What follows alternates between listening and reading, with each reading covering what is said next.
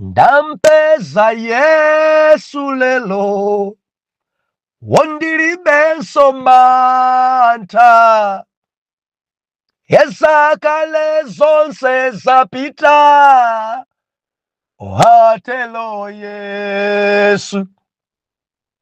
Wandampeza Yesu lelo, ineyo ndilibenso mantha. Wazakale zonse ulendo, atelo Yesu. Ndulandile nokondedwa omvera konse kumene muli. Heneleke ichale mtumiki wanu Believer lelo pa 13 June 2025. Movie wachiponyeponye maeselo amene timakumana nao mbanja. Mwana Mulungu, muri maeselo mbanja zachuluka mabanjamu. Tikuwerenga buku la Lute chapter number 1 verse number 1. Mawu apamwamba, Naomi ndapongoza chawiri verse number 1. Ndipo masiku akuweruza, oweruzawo munali njala m'dziko, ndipo munthu wa ku Betelehemu mu Yuda anamuka nakagonera m'dziko la Mowabu. Iyeyu ndi mkazi wake ndi ana ache amuna awiri. Dzina la munthuyo ndiye Elimeleki, ndi dzina la mkazi wake ndiye Naomi, ndi mayina ana ake awiri ndiwo Maloni ndi Kilioni. Ndiwo aku Efrata ku Betelehemu mu Yuda. Iwowa ndipo analowa m'dziko la Mowabu nakhala komweko. Tipemphere. Atate, mu dzina la Yesu, ulemerero ndi mayamiko zipite kwa inu. Tikukuyamikani komanso kukupatsani ulemu chifukwa cha nthawi imene Yawe mwatipatsa. Mutilankhule ndipo tidzamva m'dzina la Yesu. Amen. Kunalinji msabatai. Believer, Mulungu walankhula. Sitili chimodzimodzi. Talimbikitsika msabatai makamaka munkhani iyi ya maeseroyi. Movie wabaya. Endi ndi dzimene na Mulungu tiudusa. Ndi dzimene na Mulungu tikumana nazo. Ndi dzimene na Mulungu tikutiondetsa. Ndi dzimene na Mulungu tikudusa nazo mokhwekhwerezeka maesero. Ndi manena ine. Maesero awawa. Mulungu amavomeleza pa cholinga pa moyo. Ndipo nanenetsa ine manager kunena kuti maesero amatikhwimisa, maesero amaumba chatsopano mkati mwathu. Maesero amatipangitsa kuti tifike pondalira Mulungu pathunthu. Amatumbira umboni maesero.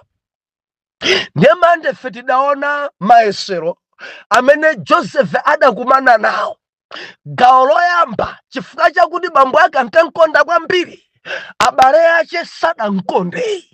Tinaona Joseph kuti bambo ake adamusokera, adamgulira mayala apadera, mwinjiro wapadera, chimene chidapweteka kwambiri abale maesero. Zinthu zina zimene tikukumana nazo chifukwa cha mwinjiro, chovala chapamwamba kwambiri chimene Yawe ativeka, chimenechi ma brothers athu ni ma sisters athu akuipidwa maesero. Endi china chimene chidapweteka kwambiri ndi maloto. Joseph adalora Joseph atakhala mfumu chifukwa tanthauzo la malotoyo bambo ache adamuwuza kuti ndi loto lanji limeneli dzutanthauza kuti abale ako onsewa ine ndi mayi ako tonse tidzagwada pa iwe tonse tidzapereka ulemu pa iwe ndi loto lanji limeneli ende chifukwa cha maloto amene kuti abale ache adamuda kwambiri sadamkondrenso ankamwirana kuti kamaloto ndefe timanena kuti amene ali ndi loto sangaduse mophweka amakumana nazo mayesero. Now adamgulitsa Josefe mpaka anakagwira ntchito pa munthu. Malemba anena kuti mkazi wa bwana kutha kuona mayesero a munthu a Mulunguyo adamfunsira. Ndeti manena kuti kuyesedwa si tchimo koma tchimo ndi pamene ugwe mayesero akhoza kukufunsira koma savomereza zimene kukambazo. Akhoza kumakuonetsa ma flash ma green lights koma usavomereza usakopeke nazo. Akhoza kunena mene nganenere, akhoza kumakutukwana, akhoza kumakuchitira choyipa langizo langa tamvera ndi mayesero usagwe nazo. Josefe ngakhale abale ache adamuda adayima benchi pamaso pa Mulungu. Ngakhale abale ache adafika pomgulitsa Josefe adayima benchi pamaso pa Mulungu. Ngakhale mayi Potifara adafika pomgwirira mpaka nakumfunsira Josefe adakana kuti mama sindingapange zimenezi ayi timafuna ndilize khwelele biliva ndi mayesero. Ukamafunsiridwa ndi mzimayi usamaganize ndi mwayi. Akamakufunsira mayi bwana usamaganize ndi mwayi. Dzinadzi udzikana dzikafutitsitsa thawa. Mayesero awawa nzofunika kudzithawa chifukwa zimenezi dzimazunza dzimakulanda tsogolo. Kudziko kuno kuli mayesero, kudziko kuno ena kukutukwana, ena kukunenera moyipa, ena kukuchitira zonyansa. Ndinapereka pano chitsanzo mandelicha biliva takumana nazo. Ena kutipisira mbiri, ena kufuna kutiphera utumiki kudziko kuno. Ena kumakukupekera nkhani kudziko kuno. Mwana Mulungu kuli mayesero kudziko. Dziko iyi njuwawa kunalinji msabarai. Lachiwiri ife tinaona kukumana nadzo mayesero chifukwa cha kuyamikiridwa. Azimayi adayimba nyimbo yoyamika Davide ndi Sauli, akuti Sauli apha zikwi zake koma na Davide zikwi zake zankhaninkhani.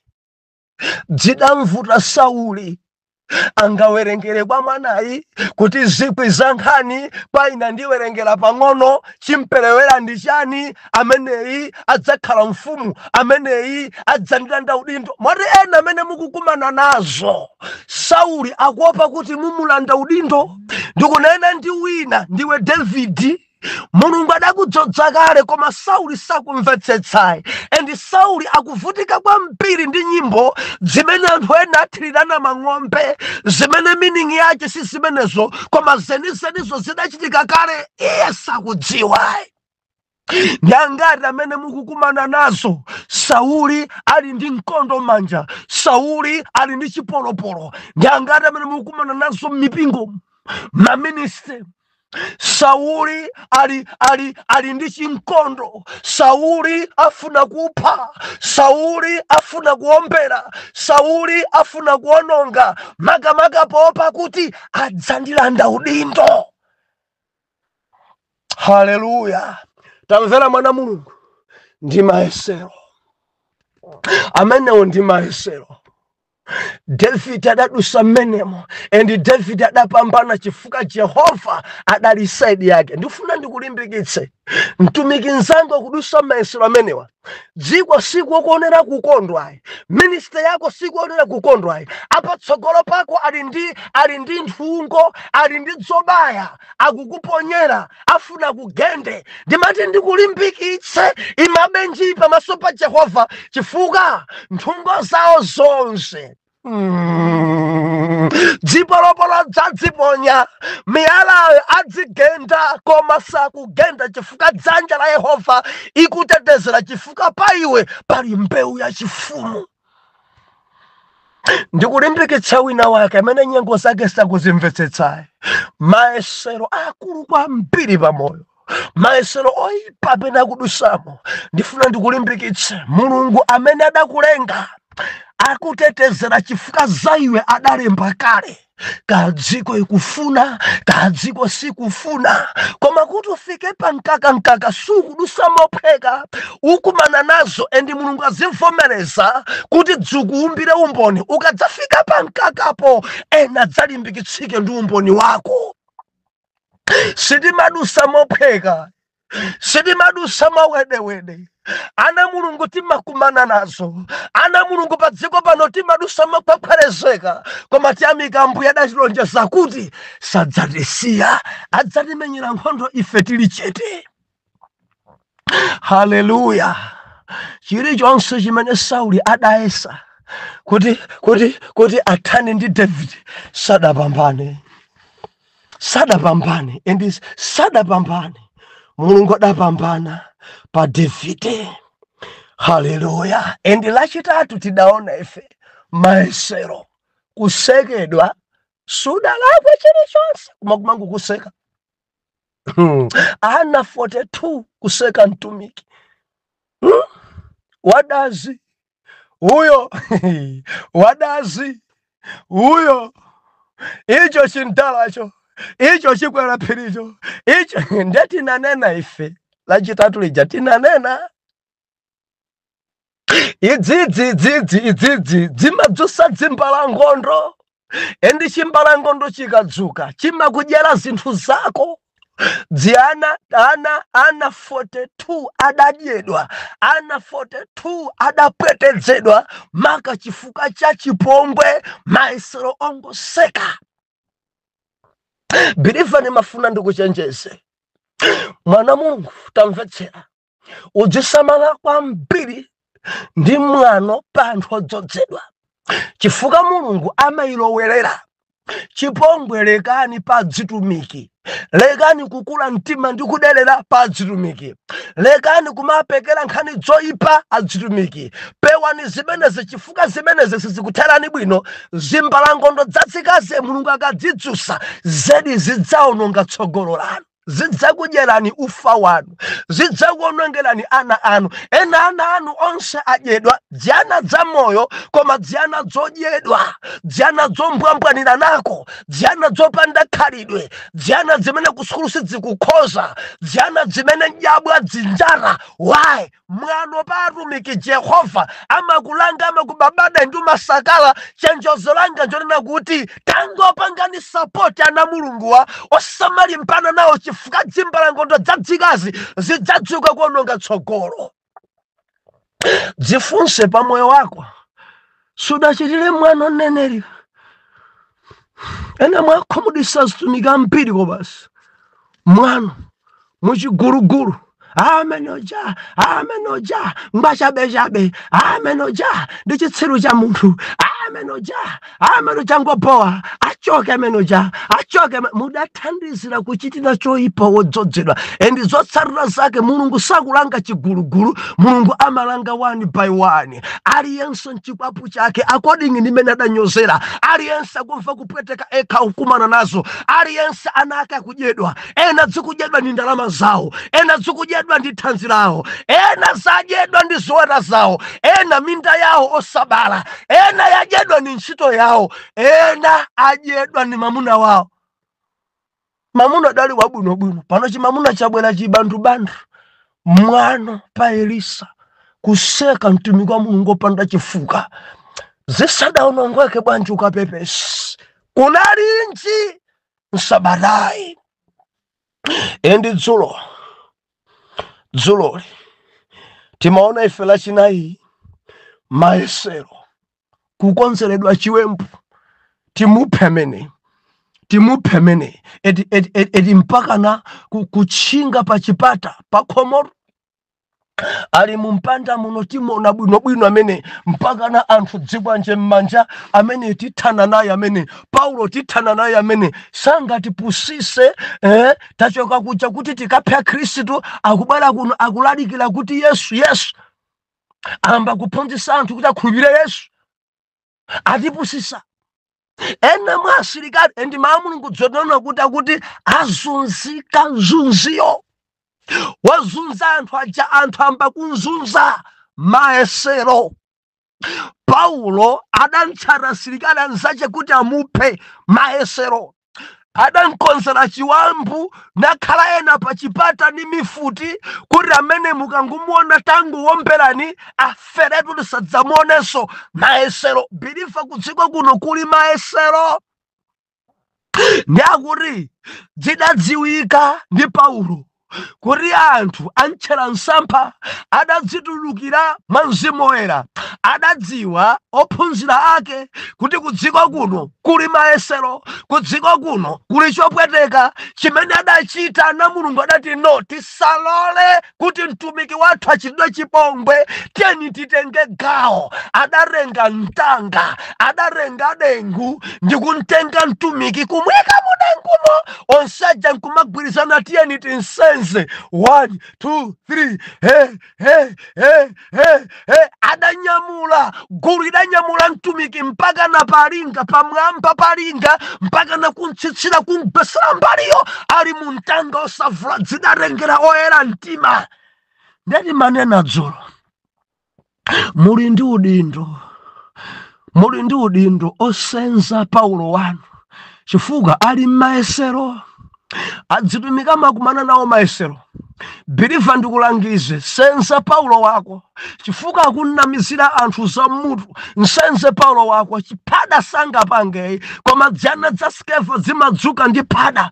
Aine amandifuna, aine amandifunsira, aine adandonesera disolori akundifuna. Biliva khala ngati aku Damasiko anati no, Paulo sakuphedwa tinsenza mudengu, tenga gawo chinenere chiwanda chokuti ukunama. Iwayo ndame udani ndi chinzimu cha chigololo pa mtumiki sangafune iweya. Haleluya. Chifukwa dziwanda dzikalowa anthu amayuza dziko bodza. Ayi abusa amenewa amandifirira adiso adakufunsira ayi bwanja ndida mayesero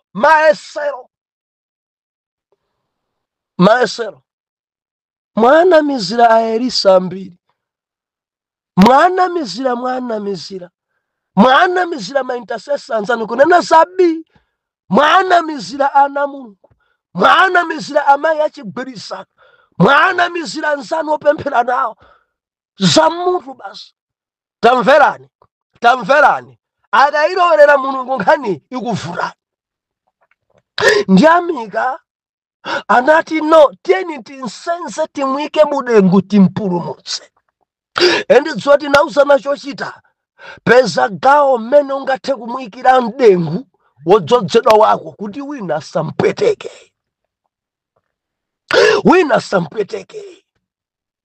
Tetezera ndi udindo wako. Anzathu adapangana no, tiyeni timwike mudengu, tiyeni timpulumutse mpaka nadantulusira banja. Abale aja adabwera kuponda kumuyang'ana Paulo sadzamona, kuponda mbali kumuyang'ana Paulo sadzamona. Adadikira mpaka nadachita manyazi adachoka pa chipata Paulo sadampeze, mpingo udampulumutsa. Kuli mayesero akamanena kuti bwerani mudengu, mtumiki nzanga bwera mudengu supusa iyayi. Ndicho linga chakuti upambane mayesero amene akukonzera kuli maesero ochokera ku midima, kuli maesero ku zimfitisi, kuli maesero mahulewa, kuli maesero kwa anthu amene adagopa pamaso pa Mulungu, kuli maesero amene anthu apangana kuti agwirisire dzina. Now nthawi yokwera mudengu dziko losomachiteso makani mtumikizanga kwera mudengumo kuti akuponyere kunja chifukwa mpingo konzeka kukutetezera ndale iyayi, kwera mudengumo akusenza lipo ambiri. Hallelujah. I believe itadalitsika. Nsabata imene italimbikitsika maesero. Mundulole bwanji kuti tiombe mkota nsabata imene. Mwina tidzamalizisa next week kuomba mkota pa phunziro la movie komanso zokamba maeserozi sabata ya mawa. Ndikuti sabata inayo tidzakhala ndi topic ya tsopano. Ndinako kutsimikizika mtima kuti tudalitsika tikulimbikitsika. Pompano tikhala tikunyamuka ulendo opita mzinda uja wa Lilongwe.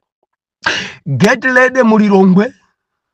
Tikubwera pa bus ija Quantum anthu 13 malo mwa anthu 40 chifukwa cha mavuto ena amene dzulo ndidafotokoza. Koma Mulungu atsogolere Malawi. Okondedwa omvera, kuli maesero mbanja, maesero abanja ndi maesero owawa, amodzi mwa maesero opweteka ndi maesero amene amachokera mbanja. Makamaka ngati diabo agwirisa ntchito mkazi wako, ngati Satana agwirisa ntchito mamuna wako kapena ana ako, zimawawa. Pamene maesero amene amachoka kunja kwa banja, mamuna ndi mkazi ndi ana mumathandizana kulimbana ndi sobweraso. Koma ngati zikuchokera nyumba mwanu zimaondetsa, zikamachokera nyumba zimaesero, zimapwetekesa, zimatopesa, zimaesero zochokera nyumba nzowawa. Mabanja ambiri muli maesero. Mabanja ambiri, ndikudera mabanja ambiri. Mwina 90 chakuti % maesero ambiri akuchokera mabanja. Bilifosa nditsutse. Nzimayi wina uyo misozi lipatsaya. Nzimayi onkonda Mulungu koma mamuna wake chidakwa cha chabe. Mamuna wake chiledzelere. Mamuna wake chihule cha chabe. Chimangogona na nditi wana, chimamuna choipa chosadzilemekeza. Mayi ndilankhula pano akuchita kuonda. Intercessor nzimayi wopemphera kwambiri. Koma diabu Satana aupangisa mtima wa mamuna wake kuuma gwa. Zopemphera osalakalaka. Akamadzuka nzimayi kupemphera kuti phokoso nyumba muno ndikulephera kugona. Nzimayi kumapemphera ngati mwina ali ku prison koma nyumba mwake maesero. Ndikulimbikitsa nzimayi ndi maesero. Amenewo ndi maesero. Ndikupemphe kuti usagwe nawo. Imabenji ndalilebe Mulungu amene amapambanitsa maesero. Mulungu ameneyi adzasintha amuna ako tsiku lina. Mulungu ameneyi adzachita chachikulu kwambiri, udzayima nkumachitira umboni pa zimene Mulungu achita pa banja lako. Usatope, usabwerere mbuyo. Ndi maesero. Ndi maesero. Ena kundivomereza abusa sindikudziwa kuti mamuna ameneyi ndimgwire bwanji. Chilichonse chimene mkazi amenera kupanga kwa mamuna wake ndapanga, koma mamuna dololo. Chilichonse ndachita, koma mamuna uyuyu ndikulimbikitsa nzimayi maesero. Njelekeza kuganiza kuti mene mamuna wako amakumvetsera kupweteka, usiya upemphera, usakasaka abuluzi, usakasaka konda ine kuti unkhuzumule. Ndikulimbikitsa usavutika kusaka abuluzi, kuti kubuluzi wankulu kwambiri ndi Yesu. Pitirizabe kupemphera. Pitirizabe kusala kudya, pitirizabe kumkonda Mulungu. Adzakonza mamuna wako, adzampanga kukhala mamuna okhuzumuka, adzampanga kukhala mamuna wariwe nkudzachitira umboni dziko nkudzadaba. Ndi achimtengo omwe aja atasinthiratu. Ndine ndi mboni pa zimenezi. Nzotheka ni Mulungu yekha. Zimayi ndimafuna ndikulimbikitse, musaganize kuti kukalipa kwanu kungasinthe mamuna. Ayi, olo mawu anu sansintha mamuna. Olo mukachita kumunjikira Ankhoswe, ma brothers ake kama ankolo ake tiyena amene muwozedi mpaka na pagulu madala sinthani. Wo sintha tamaonani mutu wakewo takula akachoka pamene akaonjese kwa mbiri. Kurekwa amene angasinthe mamuna wanu ndi Yesu basi. Chifukwa ndi amene adalenga mtimawo, ndi amene angathamangise chiwanda chimene champangisa mamunayi kulimba mtima chonje. Ndikunena ndi azimayi ambiri ali mabanja koma uchita kuwonda chifukwa cha mayesero. Amachita kumva ndithu nakuti amunanu amagonana ndi awo. Pena mamuna amazipanga zimene zipoyera. Nzimayi mpaka na kuwonda. Nzimayi mtendere alibe. Mayesero awa. Ndikufuna ndikulimbikitse nzimayi ndi mayesero yawa. Ndikunena ni nzimayi wina amangomenyedwa. Mamuna kubwera atapanga chilichonse, mwina chakudya chaosadyanso achoka nacho chakudya chakoche. Sindifuna ndidye zimene ziya. Kumangonena zosakhala bwino. Tamvera believer ndi mayesero. Ndikunena ndi mayi wina wake mamuna adapita kunja koma sakukukumbukira. Ndi mayesero. Ndikulimbikitse kuti usachoke pamaso pa Mulungu. Mkakamilebe, mkondebe, imabe pamaso pa Mulungu. Chitabe ngati intercessor. Pitirizabe kumkonda Mulungu. Pitirizabe kupembedzera. Pitirizabe sunga chiyero. Pitirizabe ngakhale nyengo zosathina imabe nji pamaso pa Mulungu. Mayesero. Enati abusa ine ndi mmodzi mwa azibambo koma mkazi wanga nkhutu kumve. Nzona kulidza azimayi dzina wireless amwene wireless nzimayi wireless ndithu radio kuya mamuna kuchita kuwonda mamuna. Kusaka kuti alemekezedwe kaya kusowa. Mamuna ofatsa ngati uyo. Mamuna osanena ngati uyo. Koma nkazi chimbalangondo. Nkazi chilombo cha nzimayi. Mamuna kuzunzika, mamuna kuchita kuwonda mamuna. Mpaka na mapama kutaba zibambo ampira amamenyedwa mmanyumba koma zibambo samanena akumana nazo mmanyumba. Zibambo mkulu wa mpingo ngaruyo, mkulu wa mpingo osanena moyo wache adopereka kwa Ambuye koma nzimayi akagwira kumulalatira. Inuyo sinu step yanga. Inuyo komatu adachoka onse. Modziwa Mulungu akatipasa zinthu amadalitsa tonse. Ena mulipa ntchito ndinu azimayi. Nzibambo khala ngati kakapolo. Nzibambo khala ngati kanyamata ka ntchito. Ndimafuna ndinene kwa nzibambo nzanga ndi mayesero imabe nji ndalire Mulungu.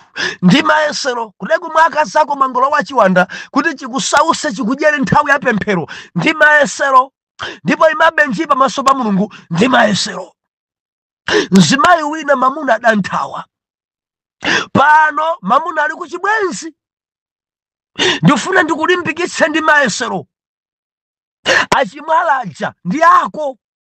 Koma chifukwa cha mayesero amene ukudusa angofuna kuti akubalaliseni akuombanitseni. Pempho langa pitirizani kupemphera kuti amuna anu amasulidwe. Moti zibambo zambiri zidayikidwa mbotolo zimangolamulidwa ndi zimankhwala. Pena akangolankhula kulenderera botolo ndimafuna ndikulimbikitse mzimayi uphwasule upempherere kuswada kwa mabotolo kudziko kuno kuita singa ngatina tikusokoneza mabanja. Pemphera kuti mwamuna wako amasulidwe. Pemphera. Haleluya. Muli mayesero mubanja zifukwa kakoti tambana chani kuzisaka kusowa kuba kutongopezana mwamuna amba kuvuta wina amba kulongola. Kodi tidali tonse pano chachitika kuti tiyambane ndi chani? Kutsangona mwamuna akhumudwa dzonena zake zosakhala bwino, pena kutsangona mkazi akhumudwa. Kodi tayambana chani anansuzi chifukwa kusowa? Satana mayesero kusintha maganizo. Ndikunena ndi wina pano, mkazi wako kamona sukumona sokongolayi, mutu mwako mukuyenda mkazi wina endi m'maso mwako muli nkhope ina yake, endi paiwo pakwenda chinzimu cha chigololo. Umakhoza khala ndi akazi ako koma mutu mwako mukulingira akazi ena. Tamvera, ndi mayesero zimene zokazitsata zikupweteka. Dzipempherere zichoke zimenezo. Mudachoka nonse kopanda kanthu. Lero Mulungu akupasani, musasiyane, musamone kuipa lero, asakuboweni lero. Nansuzu uyu ndi amene adakuvomerani kale mulibe kanthu, amene mukafuna lero wakale sadakulolani, kale adakukana amenewa, amene wasakadatha. Haleluya. Ine ndi mboni. Kale ndakanidwa ine chifukwa cha umphawi. Lero ndi naye mmele wanga lero ndiye ndikasilire wina lero. Kale musakada ndilola sakadapirira onga mere. Nimafuna ndikulimbikitsa akazanu adapirira, ena adanena zambiri za inu koma akazanu adakuvomereza nibeni mulibe kanthu. Lero muli ndi kanthu mufuna mwaleke chifukwa chakuti muli ndi magalimoto. Anthu amba kukusemererani. Akazanu wa sukulu alibe. Nthawi imene munkakwatirana simunkadziwa kuti mkazi wanu ku sekondari sadafike. Mwadzidziwa liti, mwadzizindikirisa iti. Tamvera mayesero. Khala nayeni wa standard 6 emweyo ndi amene Mulungu adakupasani. Emweyo wa form 2 ndi amene Mulungu adakupasani. Mukafuna lero awachoka ku university wa kale sadakakulolani, simudali kanthu kale. Endi mukangonsiya uyu wa standard 6 nkutenga uyu ochoka ku college. Tamverani, chimbalangondo chituluka chikudyerani zonse endi mawa mudzanivomereza mudzakhala muli tetete. Samalani ni mayesero. Oh, haleluya. Mamuna zibwenzi pulikiti. Mayesero amenewo. Ni mayesero amenewo. Kukangana daily ni mayesero ambanja amenewo. Pempheranga. Pempherani. Kuti Mulungu akupambanitseni. Zinazi Mulungu azivomereza kuti mudzanene umboni, mudzakhale mawa uzatsika na mawa. Ndadusomo kuti mudzalimbikise mpingo mawa. Zimakhwimisa zimenezi. Mayesero abanja. Azimayi ambiri kulira pano. Azibamboso ambiri kulira pano chifukwa cha banja lawo. Nditsimikise pano ndi mayesero. Mukapambana pamenepo mukupita levo ina. Pali madaliso pa levo inayo. Pempherani beni amunanu asintha. Mondilole bwanji kuti ndithamangire ine kwa ponda mali. Lilongwe bwanji tikumane pa ponda mali. Ena ndi msonkhano wana kokha ayi. Kumabwera zimayi, kumabwera zibambo, kumabwera chinyamata pamenepo. Kumatima apasa mpata nyamata tapunsani ife nkumalo wa apo pofuna just kupofuna kukocha mkukocha. Itapanga nicho nyamata pena nkudenga session imodzi mpaka na kumaliza Sunday. Bwanji tikumane kumeneko. Maso ndi maso, papapa. Atate mujina la Yesu. Kuli mayesero kudziko kuno. Mwana wanu ya hukumana nazo. Amangofunsidwa ndi amuna eni. Amangofunsidwa ndi akazi aeni. Banja lake sikwenda bwino. Amangosekedwa ndi ena. mwana wanuyo chifukwa cha zasikulu mukunchitira. Jehova akuyamikiridwa zimene zapangisa kuti nkhondo idzuke. Jehova ndikupemphera, ima nayeni wina uyo ankonzera chiwembu afuna athane naye. Ndikupemphera mu dzina la Yesu muntetezere monga mudatetezera Paulo kufikira na chapa mtima panu chichitike. Wina uyo banja lache ligwede gwede gwede gwede maisero. Mulungu amene mumamanga banja mulongosole banja la mwana wanu aperekere umboni kuti Yesu ndinu thandizo. Mu dzina la Yesu oyera mtima tiyankhe kuti amen and amen.